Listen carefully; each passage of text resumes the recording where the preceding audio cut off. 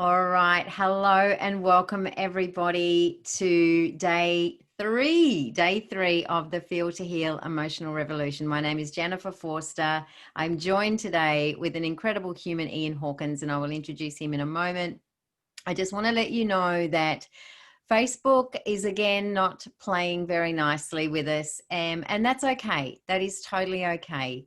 One of the ways in which I live is to not allow myself to be pulled into the storms of the world, but rather pull the storms into my peace. So Facebook, I am pulling you fully into my peace. And the good news is Ian just gave me a few really cool tips for live streaming. So win, win, win. I'm happy.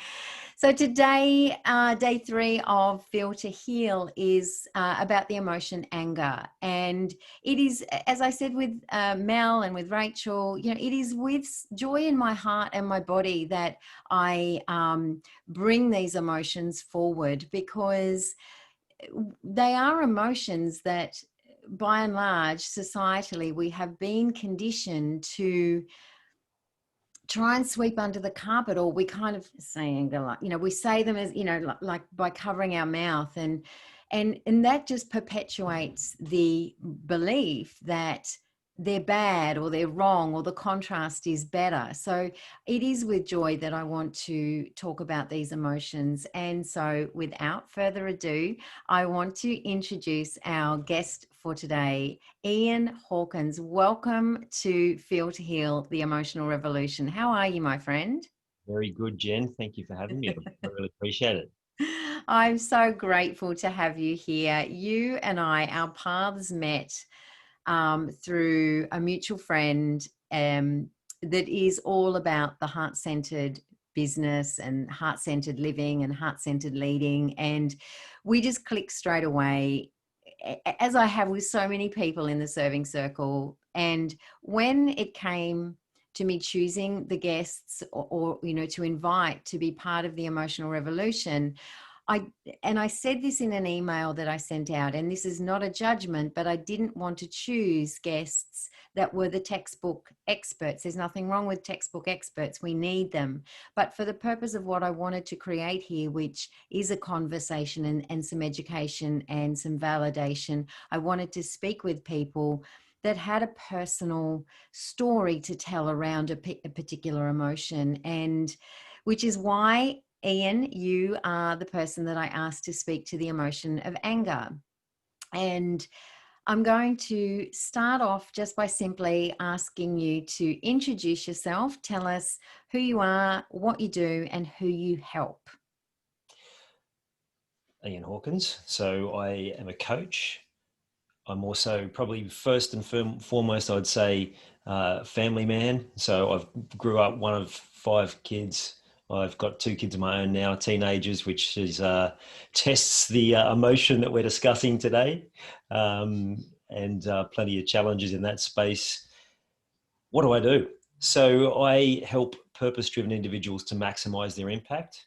I do that by helping them to clear the emotional blocks that are holding them back, to help them find alignment with their true self, and if they're in business, to align their business to themselves as well. And then once you have those two parts in place, the healing and the alignment, then you can connect with the most important people in your world. And that may be partner, children, parents, siblings, friends, colleagues, clients, whatever it is. That all becomes so much easier when you have the other two parts in place. I love that so much. I love that so much. Um, and it's critical, isn't it? I think this is something that for me in my journey I've uncovered is, for probably more than a decade, I was trying to create a life from a set of default behaviors that I was calling me, that weren't really me, because they were coming from just a couple of elements of what it is to be human. And there are some elements, our heart and our soul, that have never been attributed to success or achievement or business or contribution. They've really been tucked away as things that you need to keep out of sight. And you've just got to be these, in female terms, hard-ass businesswoman, and just be strong and tough and blah, blah, blah. And although I tried to be that for a long time, and I did it pretty successfully, it has an expiry date, and it eventually sucked the life right out of me. And it was only when I began to understand and connect to the importance of my heart and my soul and the emotions and the full spectrum of emotions that lived inside those parts of me, have I been able to create something that now, as you just said, it's like you just hit a different frequency, and what you need, and who is your people and who is your tribe and who you're here to be in service of and to, seem to just find their way to you. It just becomes so much less of a push and a shove, and much more of a pull and a flow. So yeah, Yeah. thank you for really touching on that. And if you don't mind me adding, like the more that we can allow ourselves to express whatever emotion it is, and yes, we're focusing on anger today, but every emotion, then the more you can find that intuition. And the more we follow that intuition through our emotions, then the more of exactly what you just described will show up in your life. More of that attraction of the things that you do want and not attracting the things that you don't want. Absolutely. Ian, you are talking to the emotion anger today. I would love for you to share your story about anger. So many, as you can imagine, as it's been something that I've been challenged with, probably the defining moment around it, like through my healing journey, was I was listening to a book by Russell Brand, Recovery, and he's created his own version of the 12-step process for addicts because he found that all of his experience in these programs all led to some frustrations and things that didn't work. So he created something that made more sense to him. And I was just listening, and he was saying, yeah, everyone's addicted to something.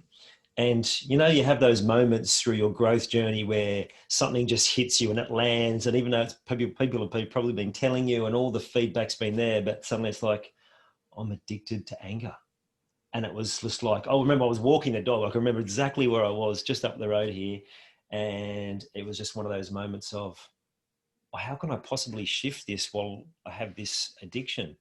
And part of the addiction means that you continue to try and resist, but the moment you just accept it and go, well, this is who I am and this is the challenge that I have, then you actually invite the opportunity and the possibilities to actually change that behavior.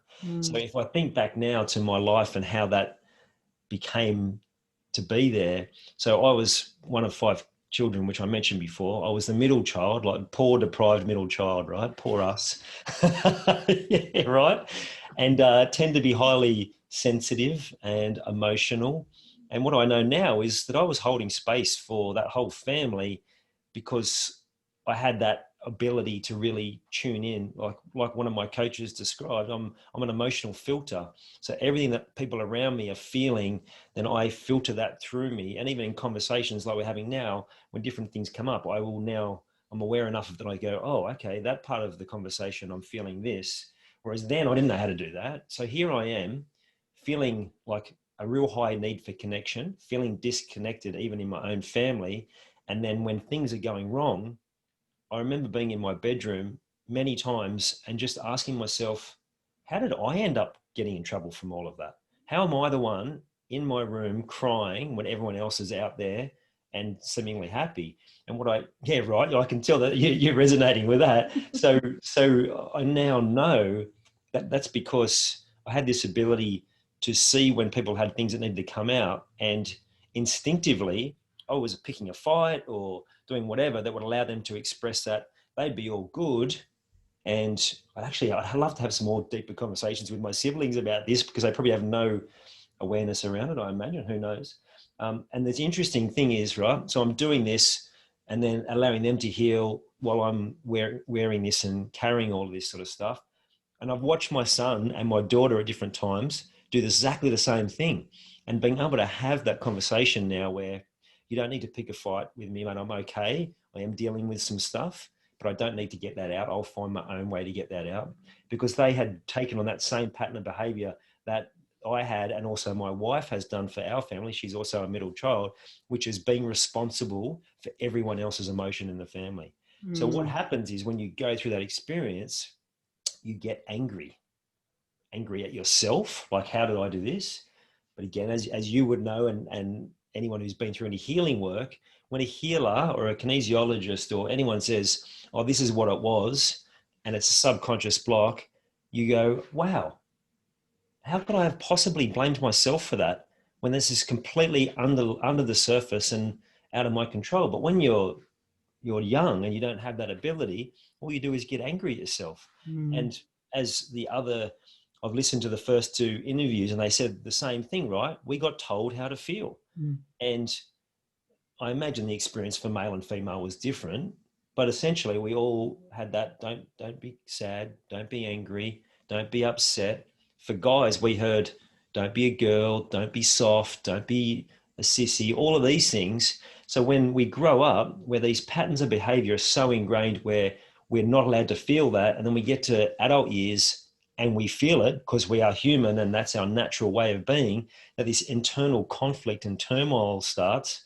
And when that happens, we usually default to the emotion that is our sort of go-to emotion. And for me, quite often that was anger. And when it really hit home was when I was already starting to explore and ask for answers because I wasn't happy, was when I was coming home from work and bringing my frustration home. And I'm just going to keep going if you're happy for me, because this is leading me to the next part of the story. But so I had my first child 2004 and really excited. And I always had this feeling of disconnect with my dad. He's quite shy, introverted. He didn't really understand my high feminine emotional energy. And then I'm excited because I'm having my first kid. And I'll never forget his reaction when I rang him, how excited he was, right? I'm like, oh, this is going to be awesome. Right? We're going to be able to have this connection. Well, fast forward 10 months and he passes away, right? So now with all this disconnection and all these unresolved things that I've got going on, all that anger started to really rise to the surface. And I had all this unprocessed pain, all these unresolved things with him, which I had to work through without him here to be able to do that. And so what happened was I was coming home from work, angrier, more frustrated. I'd keep it all really nice at work and, I can't be angry, and then come home and it's like a safe place. But the people who you least want to have a negative impact on, that's where it tended to happen. And so I've got this frustration, and then it was starting to happen in my sport. So when I was on any sort of sporting field, and someone would trigger me, then I would be reacting to a referee, to a player, and I was behaving in a way that I really didn't like in so many different areas. But at the same time, really key was I started to ask questions about this because I didn't want this to be the case. And while I would love to have my dad back, that moment when I'm sitting in his funeral and people are talking about all these amazing things that he's done in his life, I'm sitting there going, I've done none of those things. I'm so not happy about, like, if I died today, like, what would people say at my funeral? And that was one of those pivotal moments in my life where I'm like, this has got to change for me, but for my children, and just like for how I'm remembered. I didn't want to be remembered how I thought I would be remembered at that time. Of course, that probably wasn't how I would have been remembered, but that's how I was feeling at the time. So that led me to a place of, well, I don't want to be this angry dad, and I don't want to keep turning up this way. So I started to look for answers, and the more you ask questions and look for answers, the more answers you find, and the more opportunities find you. It's such a powerful story. And I think what is, most powerful in there is that you knew to ask questions. You knew to somehow innately knew. And I think we all have that deep down knowing that whispers and gets louder when we don't listen.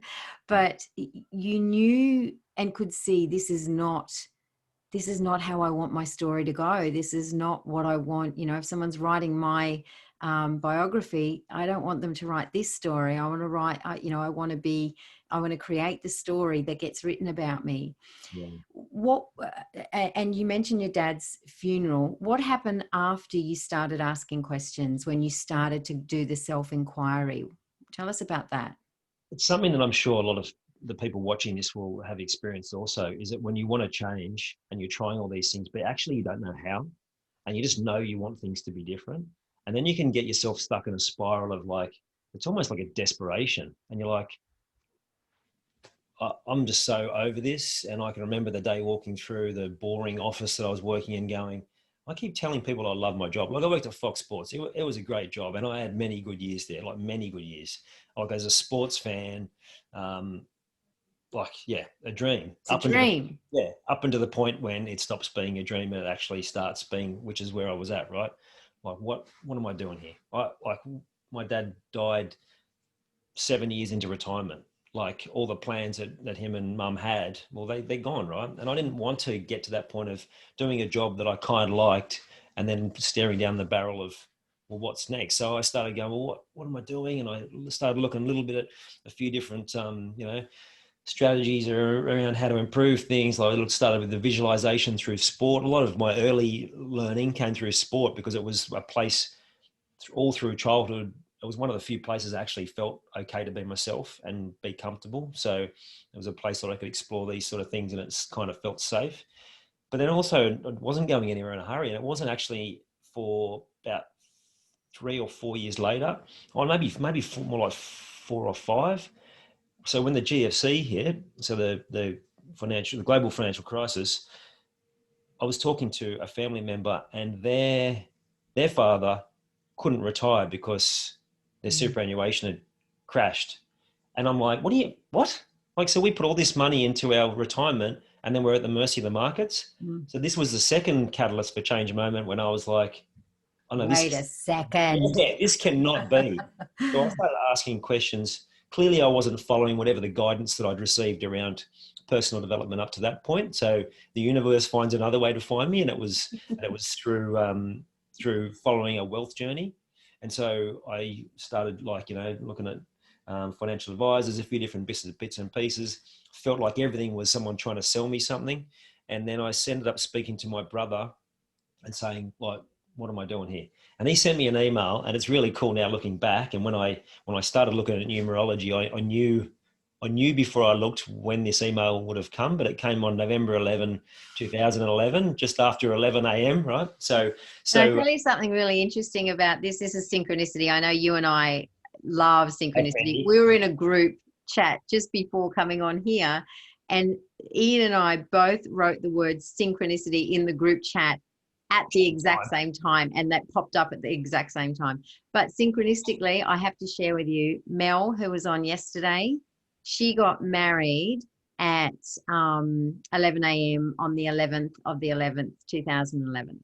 Very cool. Yeah. Love it. Yeah. And so I get this email, and if anyone has had this experience with family members where they tell you what to do, the first thing you do is, don't tell me what to do. I'm not doing that. So the best thing he could ever do was he just sent me the link. He said, this is a guy I know personally. Have a look at his stuff. And that was all he said. And that was like softly enough that I went, okay, I'll have a look. And the moment that you opt in, he starts sending you things on mindset. So I'm like, oh, wow, I know I need this. At the same time, I'd just be listening to it, cringing, going, this is making me so uncomfortable, because it was like pushing my belief system. And because I was coming from a place of lack, and this guy was talking about the mindset of wealth, you have to have a mentor, you have to have a team around you, you have to, you let your money work. Oh man, all the fears and all of my money patterns were coming up. And so there were days where I'd drive to work, and there'd be days where I'd force myself to listen, but there'd be other days where I'm like, I cannot even cope with this today. But I pushed on. And the moment this guy said, I'm having a free seminar, I'm like, I'm there. I went there. The morning he talked property, that all made sense. In the afternoon, he started talking mindset. And I'm just sitting there going, oh, this is the stuff I've been waiting for, right? And then at the end of the day, the offer comes, which happens in these things. Oh, this is me. I'm going. And it was $2,500, right? Which at the time, that's ridiculous. And I knew if I came home and signed up for this without asking my wife, she'd be like, oh, you've joined some cult, like ridiculous. So I just went up to the guy at the front and I said, look, I know I need this. Oh, no, I don't think I said that. I said, I want to sign up, but I know when I get home, my wife's going to say this. And he said, well, why do you want to do this? And it just, those moments where things just come out of you without like just like spontaneously. And I just heard myself say the words, because I'm sick of being mediocre. And it's kind of like, oh, wow, where did that come from? But that was the truth. Now, in one of those twists of fate, so being an NRL fan and my team, the Eels, I'd never missed a game back then. So I came home and I'm excited. I'm telling my wife, and she's like doing the reaction that I expected. And I'm like, she goes, look, I want to research it, which is her way, which is fine. And then she said, and then you're going to want to watch the footy. And then I'm like, you know what? This is more important than the footy.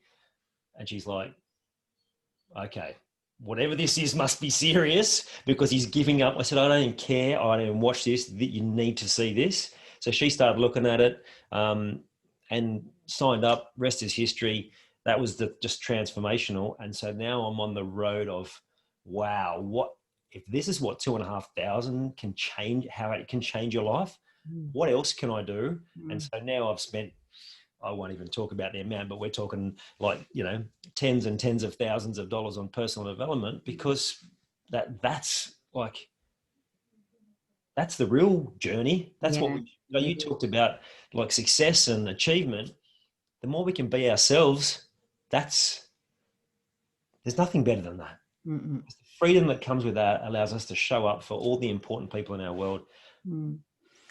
And so that's moved you. So you're no longer at Fox Sports. So this journey through creating a relationship with your anger has now taken you on this complete other path to support other people, to help them also process their anger. Because if we think about this from a practical perspective right now, so had you not recognized, wait a second, I'm all nice at work, and then I'm coming home and losing my shit with my family. This isn't how I want it to be. My dad had all these nice things said about him.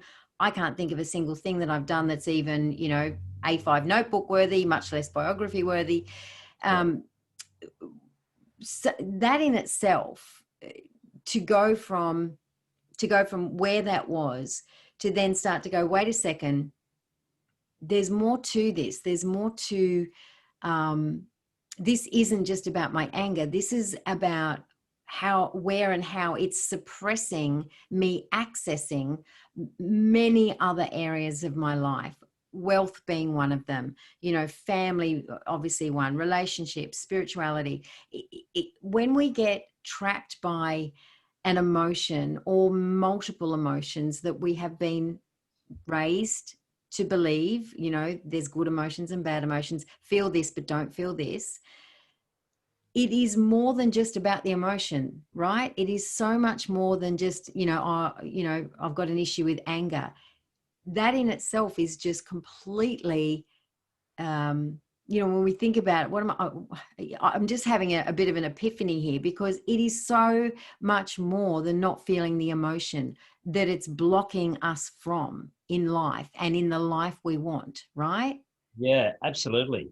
So that's like, I've got a cut, I'll put a Band-Aid on, or I've got like, it's just the Band-Aid solution. So yes, we need to feel in to whatever it is, but what's causing it? And you mentioned before about helping other people. So like similar to Rachel on Monday, I work with a lot of people with grief. So if those are people that have gone to my page and see my backstory, I talk about my experience with losing my dad, right? And the moment where I knew that, right? And the words that he said to me, which he wasn't saying it, but he was saying it, and it just sort of hit me. But other than that, I don't talk a lot about losing my dad.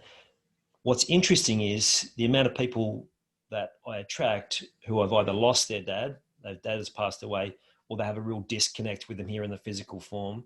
And I enable them to go through the same process that I went through, which is to heal that grief so that that the anger subsides when we're able to address the root cause. Yeah. And so a lot of the work that I do, part of me, is not what other people traditionally may have experienced, which is going to see a counselor or a psychologist and having to pour through all of the trauma again and again. But instead, sometimes people don't remember the trauma, one, or two, it's so deep and big that they don't want to talk about it, but we find out where it is, and using some really calm and beautiful processes instead of a process that may be more traumatic, we take them through a beautiful process to clear whatever that is.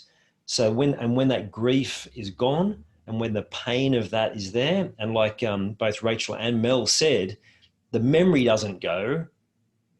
I don't stop being angry, but it's no longer attached to these events from my past, which creates more fuel to the fire. Instead, it's just me experiencing whatever emotion it is in a healthy way.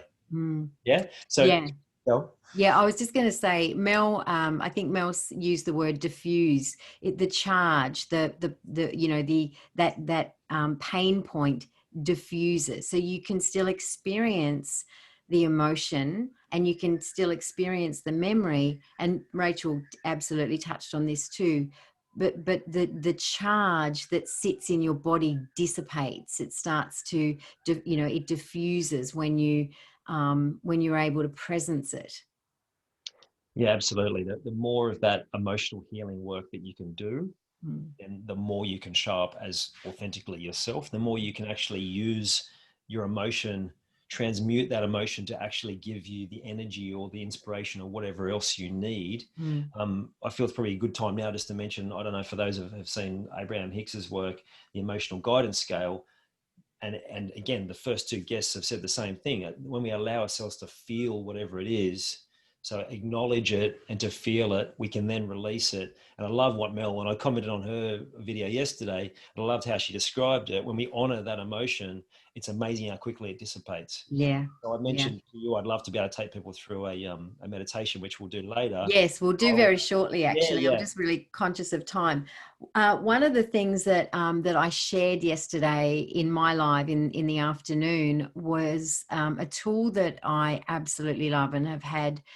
It's been so helpful for Mel. Mel is one of the people that I've shared this with, and she's used it really successfully and used it with her boys. But it's a thing called a mood meter, and there is a chart, but you can get an app as well. I'm not an affiliate for the app. It's like $1.49 or something, but I do tell people about it because it's been created by a guy called Dr. Mark Brackett, and he has written a book. I think it came out last year. I have it, and it was so profound for me. The book is called Permission to Feel, and he's a PhD and super smart dude. And he was also involved in the setting up of the Born This Way Foundation, Lady Gaga's Born This Way Foundation, but he created this thing called the mood meter, and it is such an incredible little tool that helps you take that, the umbrella version of I feel good or I feel crap, right? Because that's kind of,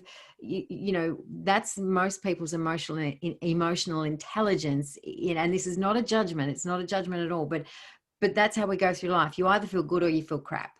But when you use this little tool, it helps you do what you were just saying, and it helps you to pinpoint and isolate. And I ran through a little example yesterday, and it got to it rates your energy and the pleasure, not the pleasure, the pleasantness of the emotion and the energy of the emotion. Yeah, right. And it helps you isolate, by this little slide thing, exactly what it is. And yesterday in the example, what came up was irritated. So, the pleasantness of the emotion was, low, but the energy was like quite high.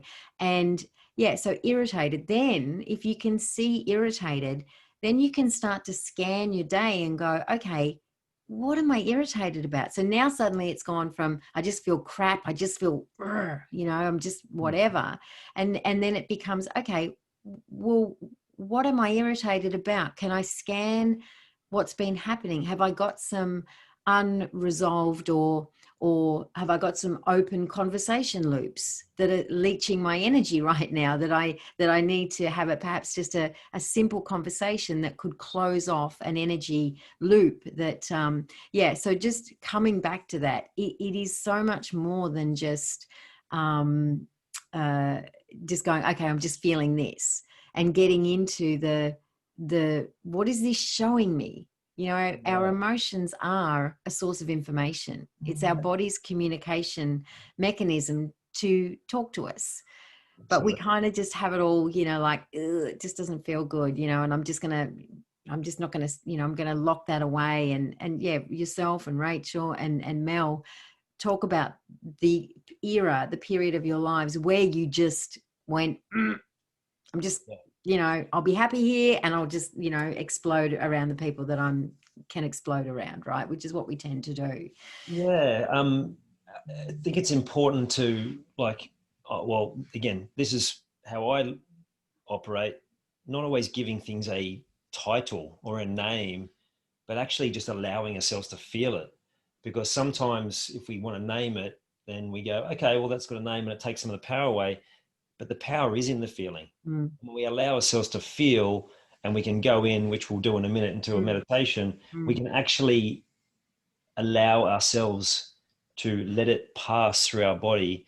And when you've done that sort of healing work, then you can actually have more control over your emotions and be able to use those. It's going to sound like a superhero. Use it for good, but use it as a way that will actually serve you. I mean, all emotions serve us. But we're wanting to move forward. Some of those, and again, maybe both of them reference this, like that I'm not sure. But the emotion has served us to this point, but now it's not serving us anymore as we grow. So it's time to actually let go of whatever that is. Hello, puppy.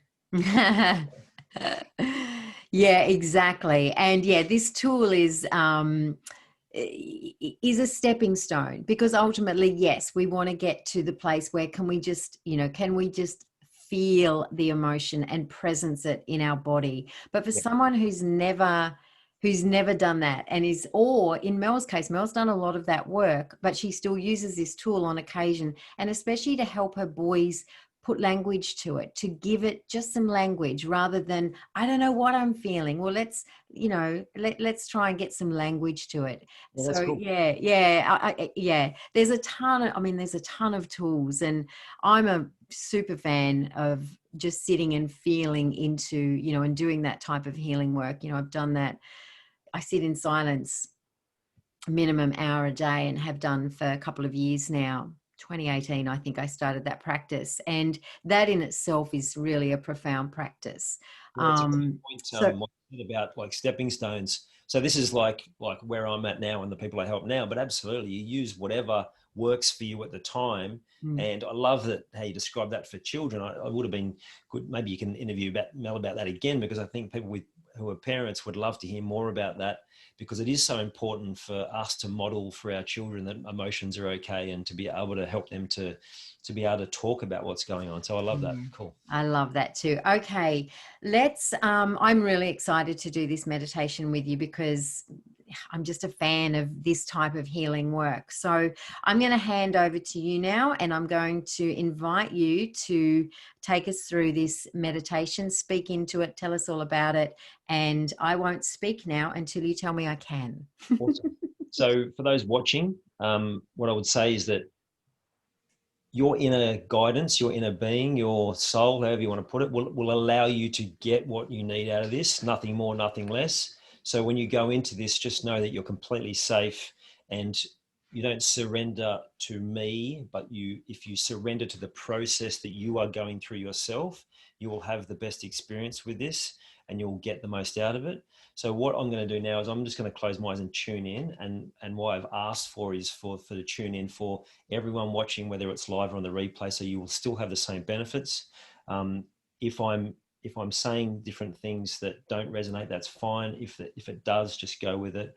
And I'll try and keep this short and sweet, but I'll just tune in for the guidance, and away we go. So if we close our eyes, and I've just noticed my dog just here restless. So if that noise continues, just be aware of it, but just let it come and let it go.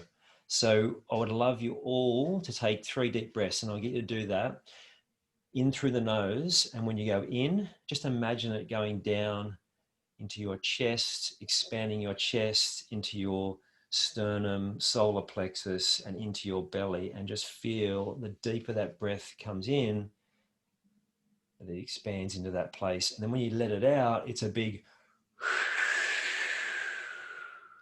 So just do 3 of those now.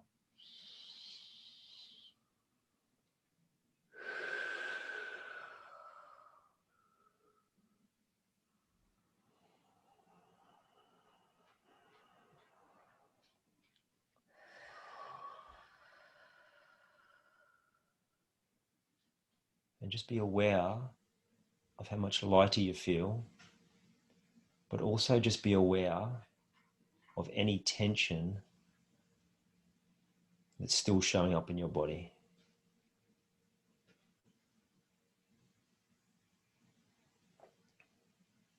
And if there are moments through this where you're feeling external irritation from noises, sounds, whether you're conscious of other things going on, I invite you now just to hear them, acknowledge them, and actually just let all of your senses feel all of that in their full expression. So I can hear the birds outside. I can also hear the factory down the road. I'm noticing some tension in my jaw.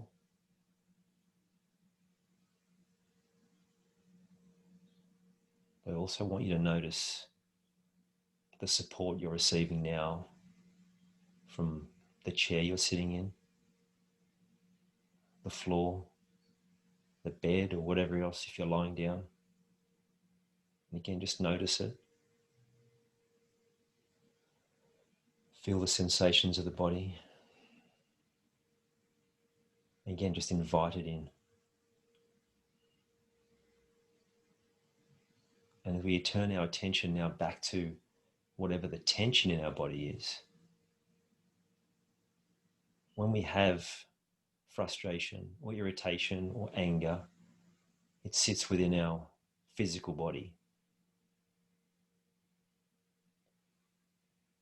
And it sits there because of the resistance to allow ourselves to feel it.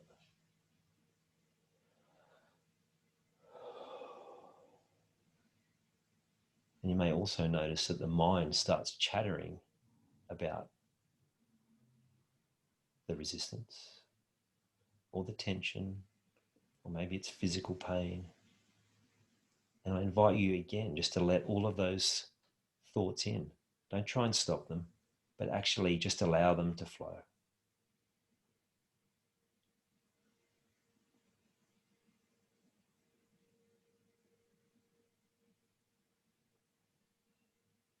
Just notice how quickly the calm will come the more you allow that in.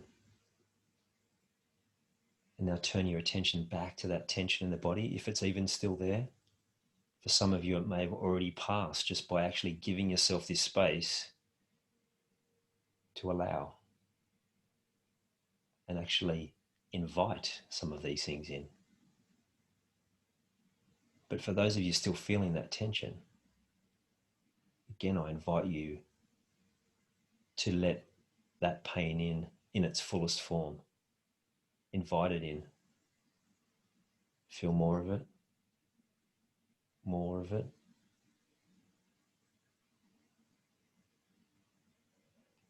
And now imagine that pain and tension spreading through your whole body. Just watch it. Maybe it's a certain color, a red, a blue, whatever it is. Just watch. Or maybe it's darker, or smoke. But just notice as you allow it to disperse through the body, the impact lessens.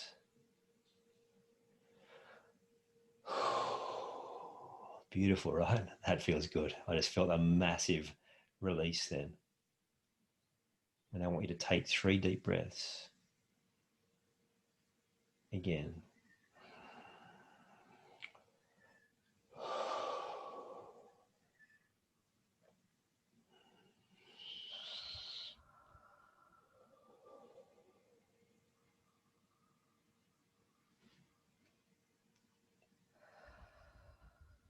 And now release whatever that was.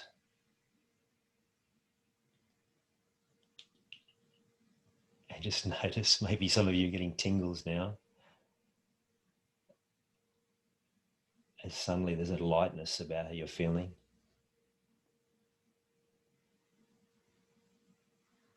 And as you notice, come back into your body fully. Again, focusing on the support underneath you, the noises in the room, where you are, and then come back when you're ready. Open your eyes. And just feel what's different, see what's different. Just be aware of what's different. And any emotion that comes up as you've let that go, just allow it out. Because I notice for some of you, there may be some tears. And just let that go, particularly if whatever you were holding was related to someone really important to you.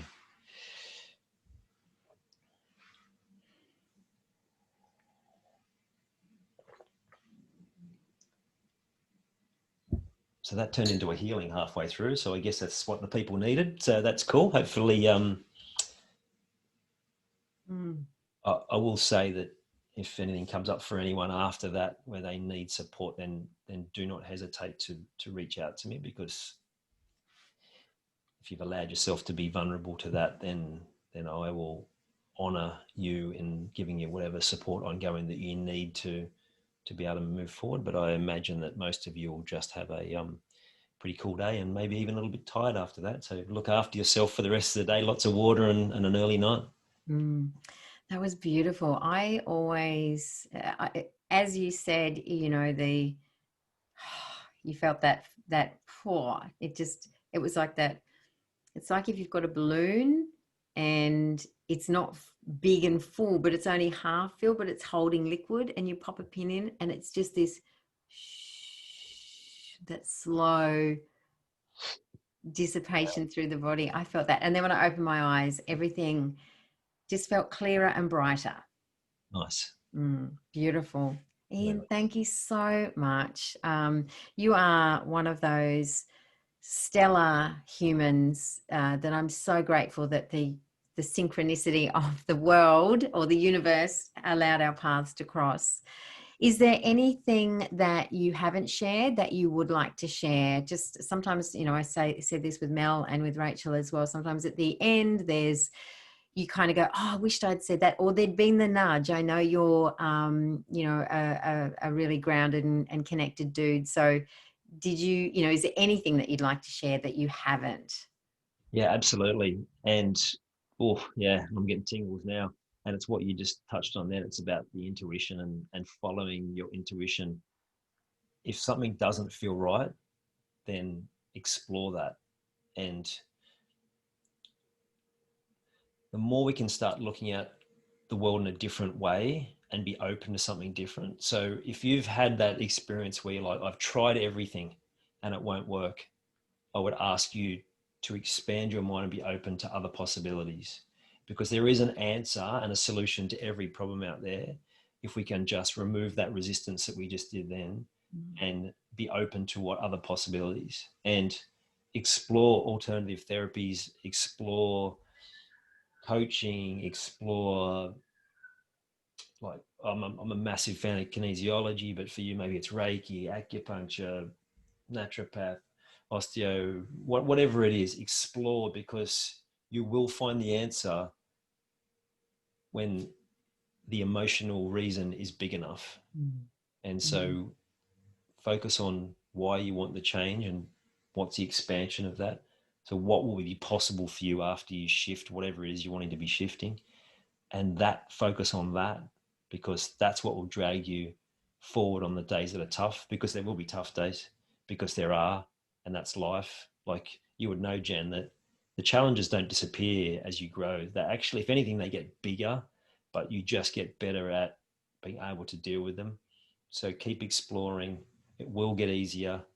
And follow that intuition and that gut feel, and lead with your heart, and you will get to wherever it is that you're meant to get to. Oh, I love that. And that's it's exactly what you just said. Was I just want to add to what you just said, the allow this to guide you to what feels right for you. This whole week is not about in any way um, uh, saying there's any one or right way to do this inner work and to connect and feel and heal through our emotions. But trust this, because and I often put my hand here. It's just a default for me now, but I feel into here now as to whether something feels aligned for me right now. And yeah, I've definitely, I've done Reiki and kinesiology and acupuncture. There's not many modalities, NLP. There's lots that I've hypnosis, self-hypnosis, all that stuff, all that good stuff. And I really sort of just cycle through it all now. And I really, I don't kind of go, okay, it's just this one thing.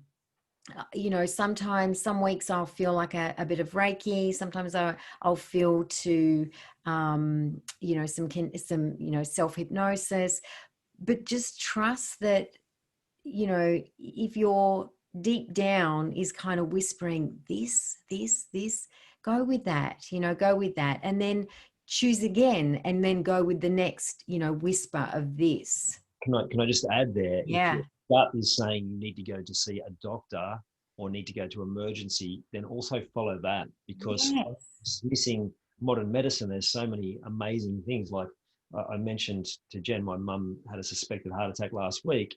It turned out that wasn't the case, but an angiogram where they're able to go up into the heart, and if she had a blockage, put a little balloon in, and like without cutting her like open like they used to. So yeah, follow your gut to those spaces. If they can't give you the answer that you're after, or within your gut that there's something else, then that's when we explore further. And of course that's worst case. But if you're just at that point you're wanting a shift, then yeah, follow. Yeah, absolutely. And as I've said on every live and every interview, this week is not counseling. It's not, psychology. It's not coaching per se. It is an education. It is conversation, and it is validation of our emotions through the experiences of the people that are talking here this week. So if you do feel that you're at a point where you're stuck, or you need some extra support, or like Ian had a sense that there was just something that he needed to explore, please reach out to us, reach out to me, reach out to Ian, reach out to any of the people that have spoken in the group this week. If we can't support you, if it is outside of our scope to support you, we can guide you and direct you to somebody who can support you. So please, please know that about this week. It is just, it's bringing a conversation into the light. That's the purpose of this week. And yeah, trust your gut, follow your instincts. We need our doctors, we need, other modalities, and knowing that they're all there to serve a purpose. It's just like our emotions, our anger and our sadness and our hurt and our shame and our anxiety and all those emotions. It's not a mistake that we have them. This is something I talk about all the time. It's, we haven't been given those emotions mistakenly. They serve a purpose. We've just, as humans, we've never been, we associate pain with surviving. We've never really associated pain with a means of self-healing. But those emotions are there. And I believe, and I live this way, that they are very important and powerful self-healing tools that we've missed all these generations. And I said that yesterday. This generation has the opportunity to create an interruption to and some generational change to the way we approach the full spectrum of our emotions as being part of the full human experience. And that's the mission for me, to keep that conversation going. And that's what I'm here to do. So that's what this week's all about. Ian, I just adore you so much. You are just, I'm blessed to know you, and I want to send love to you and your mum and your wife, because I know recently she had a bit of a scare as well, you said. So lots of love, light, healing, and hugs from me to you and all your family. And yeah, if anyone has any questions, pop them below. That would be great. My apologies once again that Facebook doesn't want to live stream anything at the moment. Their prerogative, I guess. Doesn't affect us. We're doing our thing anyway. And I will see you all in the group throughout the rest of the day. I've got my live this afternoon, 4 p.m. Brisbane time, where I'm going to share one of my little practical tools that I use to help me keep my emotional awareness nice and high. So I'll see you then. Thanks, Jen. Just click this. Oh.